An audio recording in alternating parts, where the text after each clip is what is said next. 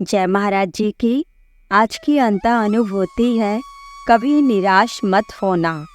दिव्य ज्योति जागृति संस्थान का एक सामाजिक प्रकल्प है मंथन, जिसमें अभावग्रस्त बच्चों को शिक्षा के अवसर दिए जाते हैं। गुरुदेव की कृपा से पूरे भारतवर्ष में जगह जगह पर ऐसे कई स्कूल्स का निर्माण किया गया है। हमारे क्षेत्र में भी एक स्कूल है जिसमें मुझे बच्चों को पढ़ाने की सेवा मिली है। एक दिन की बात है, मैं स्कूल में ही थी पर थोड़ा हताश और निराश बैठी हुई थी। अचानक ही मेरे दोनों नेत्र बंद हो गए और मैं साधना में उतर गई।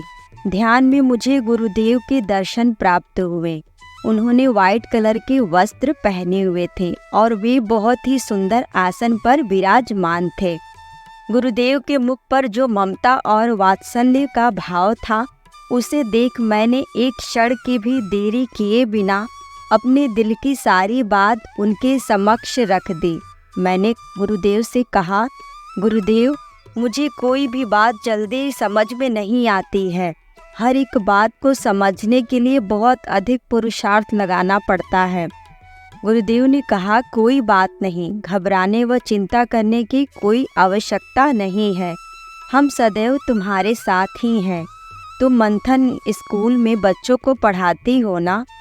यदि कोई बच्चा पढ़ाई में कमज़ोर होता है, तब एक टीचर क्या करती है?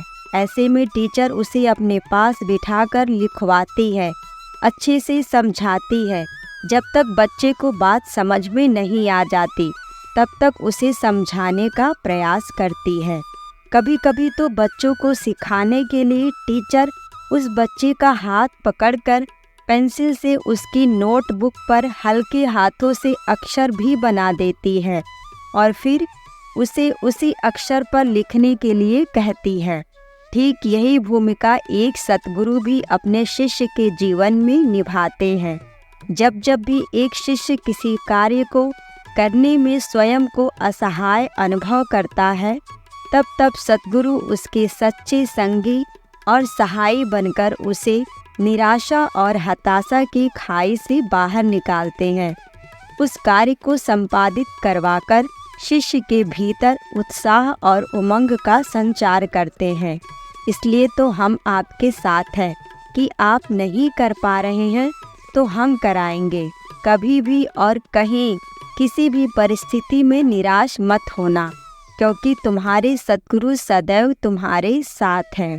जय महाराज जी की। जो संसार की ओर जाने के लिए प्रेरित करे वह मन है, और जो ईश्वर की ओर हमारे कदमों को प्रवृत्त करे वह विवेक है। जय महाराज जी की।